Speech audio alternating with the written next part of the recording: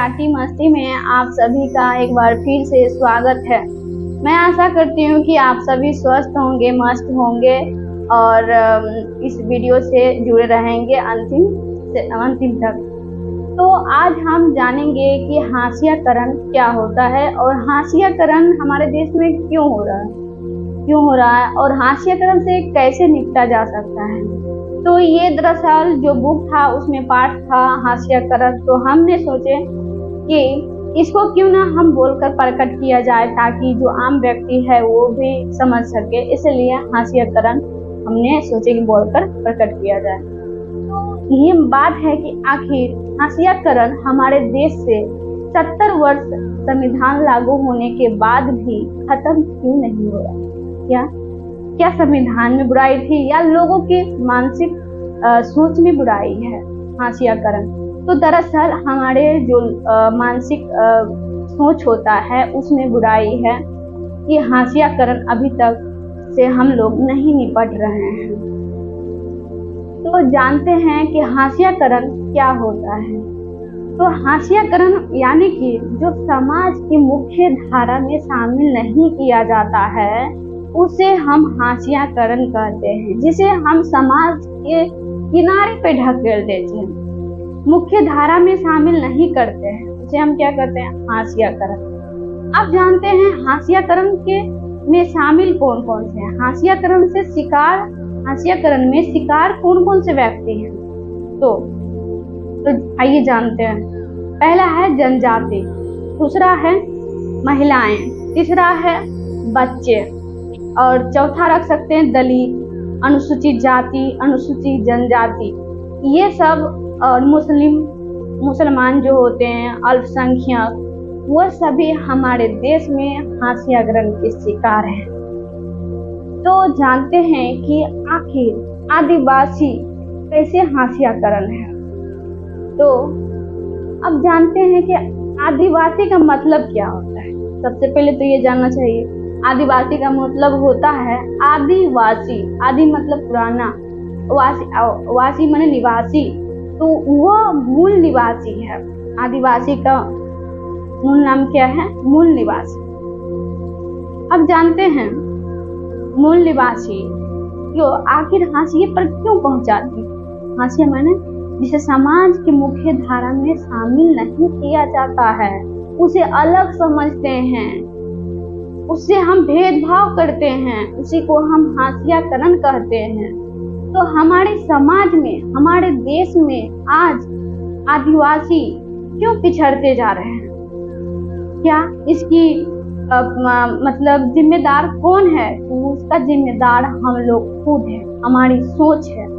और आजकल तो करण से जनजाति कैसे मतलब उसका शिकार हो रहे हैं। तो हाशियाकरण से अब जानते जनजाति को हम दरअसल लोग जो मानसिक छवि बनाते हैं उसके प्रति हमें लगता है कि बस वो रंग बिरंगे कपड़े पहने हुए हैं, बस अपनी संस्कृति को ढो रहे हैं, परंपरा के अनुसार चल रहे हैं, वो आगे नहीं बढ़ना चाहते हैं, इस आधुनिक युग में नहीं आना चाहते हैं। ये हमारी सोच है उसके प्रति।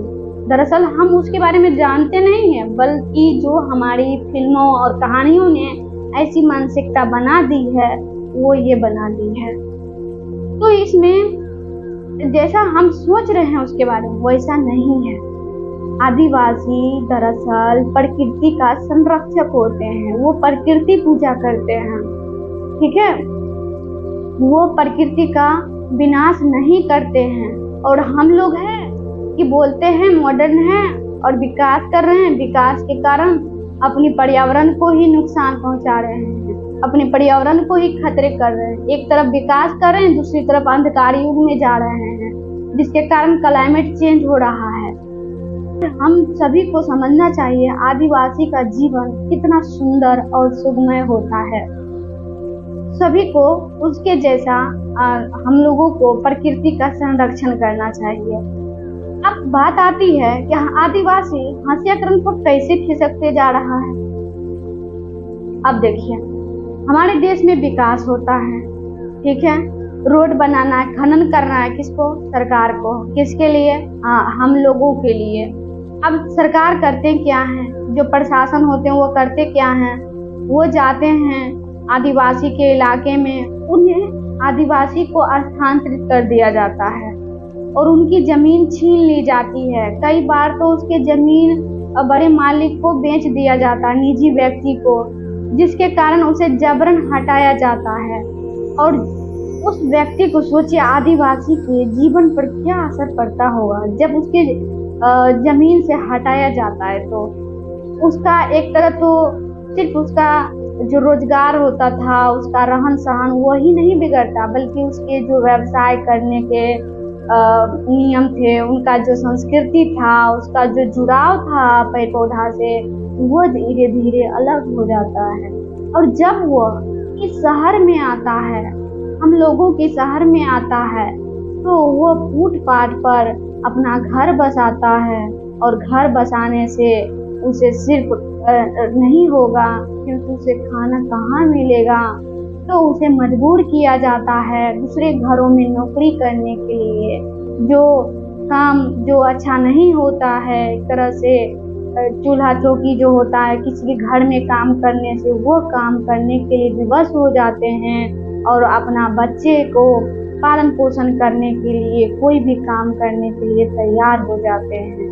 तो बेरोजगार हो रहे हैं, फुटपाथ की ज़्यादा उसमें जो गंदा हो जाता है, तो हम लोग दरअसल उसी को जिम्मेदार ठहराते हैं, लेकिन उसमें कोई गलती नहीं है, क्योंकि हमारी सोच, हमारी सरकार, हमारी प्रशासन ने उनकी ज़मीनों से उसे हटाकर इस एरिया में लाया है। कभी कभी तो उसको ज़मीन भी नहीं दिया जाता है रहने के लिए। सोचिए उस पर क्या असर पड़ता होगा। उसके जो बच्चे हैं वो ज़्यादातर भुखमरी की स्थिति में हो जाते हैं, कुपोषण का शिकार हो जाते हैं। तो सोचिए दोस्तों, ऐसा नहीं करना चाहिए। क्यों? क्योंकि उसकी अपनी ज़मीन होती है, अपनी रीति रिवाज के अनुसार वो चलते हैं। तो यहाँ तक आदिवासी समझ गए होंगे। और कई बार खनन करते हैं, बहुत महत्वपूर्ण खनिज मिल जाता है, जिसके कारण उसे विस्थापित कर देते हैं। सोचिए उसकी कितनी जो रीति रिवाज होती है, जो उसकी अनुष्ठानें होती है, वो सब भी हम उसको नष्ट कर देते हैं और हम उसको कहीं न कहीं प्रोत्साहन करने लगते हैं कि जो इधर की धर्म होती है उसमें शामिल होने के लिए। तो वो अपनी रीति रिवाज, परंपराएं सब कुछ खो बैठते हैं और अपने बच्चे के प्रति पूरा एकदम समस्या खराब हो जाता है। तो ये हाशियाकरण के शिकार हैं। ठीक है, आप जानते हैं तो जो आज हम कोई भी वन्यजीव अभयारण्य हो या कोई राष्ट्रीय पार्क हो, जब वो पूरे विश्व के लेवल पर यूनेस्को में शामिल हो जाता है तो हम बहुत प्रसन्न होते हैं, बहुत खुश होते हैं। मतलब मेरा तो इसमें वन्यजीव अभयारण्य विश्व लेवल पर शामिल हो गया, यूनेस्को में शामिल हो गया। सोचिए अगर आदिवासी अपने मूल निवासी, मूल स्थान पर रहते तो वो कितना वन्यजीव और वन्यजीव अभयारण्य को संरक्षण प्रदान करते और कितनी ही जीव उसके उसके संदर्भ में संरक्षण प्राप्त करते हैं। कई बार दोस्तों जब उसको जमीन से हटाया जाता है तो उन्हें लगता है कि नहीं ये मेरा जमीन है, वो बोलते हैं, तो उन्हें कई बार तो उन्हें सरकार घुसपैठिया कहा जाता है। तो ये आदिवासी की तकलीफें हैं और कितनी दर्दनाक जीवन है, इसको समझना चाहिए। उनका मूल स्थान है और यह इतिहास में पहली बार ऐसा हो रहा है। ऐसा इतिहास में कभी नहीं देखा गया था कि उनकी अपनी ही जमीन से उसे भगाया जा रहा है, उसे घुसपैठिया कहा जा रहा है। तो यहाँ तक समझ गए जनजाति के लिए। आप जानते हैं कि मुसलमान हाशियाकरण पर किस तरह है। कई बार हम मुसलमान को देखकर एक ही छवि आता है कि ये बुर्का पहने होंगे, ये अल्लाह अकबर करते होंगे, ये हम लोगों से अलग है। दरअसल कोई अलग नहीं, हम सब एक हैं, मानव जाति एक है और एक ही ईश्वर के सब संतान हैं। तो हमें नहीं समझना चाहिए कि ये मुस्लिम अलग है और हम अलग हैं। तो स्कूलों में हम खुद देखे हैं कि एक दो बच्चे मुस्लिम होते हैं तो उसको अलग समझा जाता है। तो सोचिए उस बच्चों पर क्या असर पड़ता होगा, किस तरह वो घुटन महसूस करते होंगे इस देश में। आप सब जानते हैं कि हमारा देश लोकतांत्रिक देश है, तो ऐसा नहीं करना चाहिए किसी भी मुस्लिम के प्रति। आप सब जानते हैं मुस्लिम की आबादी लगभग देश में करीब 14.2% है 2011 की जनगणना के अनुसार। तो ये अल्पसंख्यक की श्रेणी में रखा जाता है और हम लोग ये भी कहीं न कहीं छवि बना लेते हैं कि मुस्लिम अधिक बच्चे उत्पन्न करते हैं।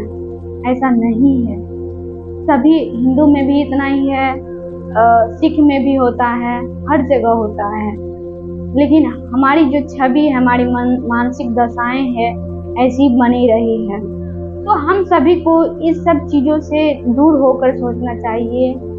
जिस तरह एक गाड़ी एक पहिए से नहीं चल सकती, उसी तरह हमारा देश एक व्यक्ति से नहीं चल सकता है। मुस्लिम भी शामिल होना चाहिए इस देश चलने के लिए। और यह देश सभी का देश है, लोकतंत्र है, इसमें किसी को धर्मनिरपेक्ष है, इसमें किसी को महत्व नहीं दिया गया है दोस्तों। तो ये समझना होगा मुस्लिम किस तरह हमारे देश में योगदान करते हैं और हम धर्म के नाम पर किसी को अलग नहीं समझना चाहिए। हम सब इंसान एक हैं। तो ये मुस्लिम के सेंस में हो गया। आप जानते हैं दलित के संदर्भ में, अनुसूचित जाति, अनुसूचित जनजाति, SC ST के संदर्भ में। ST के तो हमने चर्चा कर ली है, जनजाति। अब जानते हैं ये दलित के संदर्भ में। दलित का अर्थ होता है जिसे कुचला गया हो, दबाया गया हो। यह संविधान में एक सूचक के रूप में दिया गया है। तो दलित, बहुत सारे लोगों को यह धारणा रहता है कि अरे ये पिछड़ी जाति के है, ये छोटी जाति के, ये नीच जाति के है। तो वो जो नीची जाति के व्यक्ति होते हैं उसके दिल दिमाग में ये सोचने लगते हैं कि हम औरों से अलग हैं, हम पीछे हैं, हम कुछ नहीं कर सकते इस देश में। तो उसकी जो मनोदशा होती है वो धीरे धीरे गिरावट होने लगती है उसके सोचने समझने में। तो यहाँ समझना पड़ेगा कि कोई भी दलित हो, कोई भी समाज हो, उसको मुख्य धारा में उस नज़र से नहीं देखा जाना चाहिए। अभी हम लोग संविधान लागू होने के 70 वर्ष के बाद भी हमारे देश में जाति किसी की जाति ही नहीं है। अब सोचिए दोस्तों, जाति व्यवस्था को खत्म करने का प्रावधान है और इतना शिक्षित हो जाए कि जाति व्यवस्था खत्म हो जाना चाहिए, लेकिन अभी के युग में जाति और प्रचलन हो रहा है। सभी नाम के आगे पीछे जाति का टाइटल लगाते हैं। एक तरह से वो क्या दिखाने का प्रयास करते हैं कि मैं ये जाति का हूँ। हालांकि संविधान में जाति प्रमाण पत्र इसलिए मांगता है क्योंकि उसको आरक्षण की व्यवस्था की गई है, इसलिए वहाँ पे आरक्षण के लिए जाति प्रमाण पत्र मांगता है। लेकिन हम लोग हैं ऐसा कि जाति के नाम के आगे पीछे जाति का टाइटल लगाते हैं। तो सोचिए किसी के जाति तो जाएगी नहीं, है ना। इस संदर्भ में कबीर दास जी उतना पहले का व्यक्ति है और वो कहते हैं, जाति न पूछो साधु की, पूछ लीजिए क्या, मोल करो की, बड़ा रहने दो म्यान कबीरा, बड़ा रहने दो म्यान। सोचिए दोस्तों, कबीर जी जैसे व्यक्ति कहते हैं कि जाति न पूछो साधु, पूछ लीजिए क्या, मोल करो तलवार की, रहने दो म्यान कबीरा। सोचिए, और हम लोग ऐसा हैं कि जाति के नाम पर कुछ भी कर बैठते हैं, दंगा कर बैठते हैं। अभी यहाँ तक कि एक दूसरे के कास्ट में शादी भी नहीं होने दिया जाता है। किस आधार पर? जाति के आधार पर। तो ये हाशियाकरण पर है जाति व्यवस्था के कारण दलित और अनुसूचित जाति जनजाति। ठीक है, आप जानते हैं गरीब किस तरह अल्पसंख्यक, गरीब किस तरह हाशियाकरण का शिकार है। ठीक है, तो गरीब किस तरह हाशियाकरण का शिकार है। अब देखिए, हमारे देश में बहुत सारे देश में कोई उच्च वर्ग का होता है, कोई निम्न वर्ग का होता है, कोई अमीर होता है तो कोई गरीब होता है, कोई मध्यम परिवार का होता है। तो जो सबसे गरीब होता है उसे कई समारोह में जाने पर उसे अनदेखा किया जाता है, उसे कोई वैल्यू नहीं लगाता, उसे कोई महत्व नहीं देता है। तो ये उसके लिए बहुत गंभीरता बन जाती है। उस व्यक्ति के दिमाग में ऐसा लगता है कि मैं बहुत नीच व्यक्ति हूँ, बहुत छोटा व्यक्ति हूँ। तो उसे कहीं न कहीं गिल्टी फील होने लगता है और समाज में उसे सम्मान नहीं मिलता है, उसे अधिकार नहीं मिलता है। तो ये गरीबी हमारे देश में कुछ लोगों की मानसिकता ऐसी है कि गरीबी को नीची नजर से देखते हैं, उसे भेदभाव करते हैं, उसे छुआछूत करते हैं। तो यहाँ से हाशियाकरण पर वे खिसकते जा रहे हैं और हमारे देश में अभी ज्यादातर गरीबी के शिकार व्यक्ति ज्यादा हैं और उसके साथ साथ अक्सर भेदभाव और हिंसा की दृष्टि से उसे देखा जाता है, जबकि हमारे संविधान में छुआछूत पर निषेध किया गया है अनुच्छेद 17 के तहत। चलिए यहाँ तक तो समझ गए होंगे। अब जानते हैं महिलाएं किस तरह हाशियाकरण का शिकार है। देखिए दोस्तों, आप सभी अगर पुरुष दर्शक होंगे, भाई होंगे, जो भी होंगे, अगर आप लोग स्कूल जाते हैं तो जितने लड़कों की संख्या होती है उतनी लड़कियों की संख्या नहीं होती। ऐसा क्यों? क्योंकि महिलाएं हमारे देश में शिक्षा में पीछे है। इसका कारण कौन है? हम लोगों की मानसिकता। हमें लगता है कि नहीं, महिलाएं नहीं पढ़ सकती, महिलाएं को कम बुद्धि होती है, कम तर्क शक्ति होती है, वो नहीं समझ सकती है। उसे अपनी परंपरा के अनुसार, वो अपने रीति रिवाज के अनुसार उसे घर में ही बांध के रखा जाता है। वो लड़की जो होती है वो ज्ञान नहीं प्राप्त कर पाती है, संसार का भी और अपने अंदर का भी, जिसके कारण उसके मन में घुटन महसूस होता है। जब भी जहाँ भी वो जाती है तो उसको नीचे दिखाने का कोशिश किया जाता है कि महिलाएं कमजोर होती हैं, महिलाएं को दिमाग नहीं होता है। तो ये महिलाएं इस तरह हाशियाकरण पर पहुंच रहे हैं। सोचिए, आप अगर किसी भी महिला को पढ़ने नहीं देते हैं, उसे शिक्षित नहीं होने देते हैं, उसे कोई भी अधिकार नहीं देते हैं, तो वो क्या अनुभव करेगी, उसके दिल पर क्या गुजरता होगा। ये बहुत बड़ी समस्या हमारे देश में। और महिलाओं के लिए ना जाने कितने कानून बने, ना जाने कितनी योजनाएं सरकार ने लाई, सब विफल होता है। कुछ होता है लागू तो कुछ विफल हो जाता है, लेकिन ज्यादातर विफल हो रहा है। इसके पीछे क्या कारण है? हम लोगों की मानसिकता। तो दोस्तों, हम लोगों की मानसिकता बदलनी होगी इस देश में, तभी हमारा देश सुरक्षित एवं विश्व गुरु बनने की राह पर चल सकता है। आप सभी से उम्मीद है, आग्रह है, अनुरोध है कि आप सभी अपने घर में बहन हो, चाहे जो लड़की हो, बेटी हो, भतीजी हो, सबको स्कूल भेजना चाहिए। जिस तरह अपने बेटे को भेजते हैं, अपने भाई को भेजते हैं, अपने जो भी हो, उसी तरह लड़कियों को भी भेजना चाहिए। तो यहाँ तक समझ गए होंगे कि महिलाएं किस तरह से हाशियाकरण का शिकार है। आप जानते हैं हाशियाकरण को निपटाने के लिए सरकार ने क्या क्या कदम उठाए हैं। तो पहले हमने चर्चा किए थे कि अनुसूचित जनजाति यानी जनजाति, तो आदिवासी उसी बोलते हैं। चलिए दोस्तों, आप जानते हैं हाशियाकरण से निपटारे के लिए हमारे संविधान, हमारे सरकार,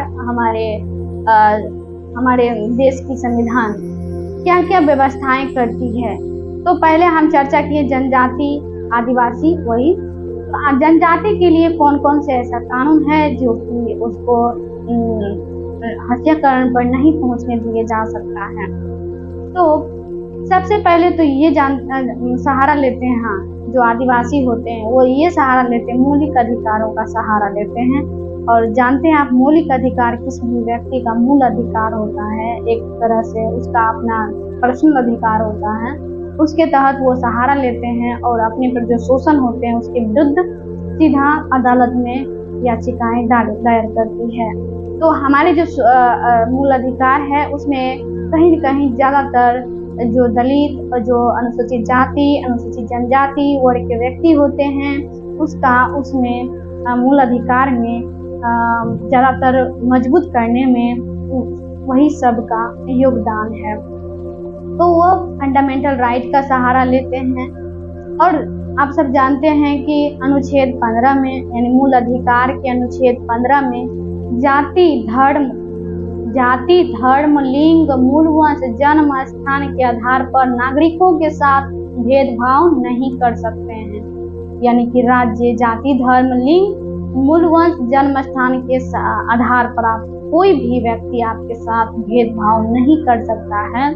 ये अनुच्छेद 15 में है, तो ये प्रावधान करता है। आप जानते हैं अनुच्छेद 17 छुआछूत पर निषेध। अगर कोई भी व्यक्ति छुआछूत करता है आपको जाति के नाम पर या किसी भी आधार पर, तो आप पर उस व्यक्ति पर निषेध है, वो अदालत उसे दंड की प्रावधान कर सकती है।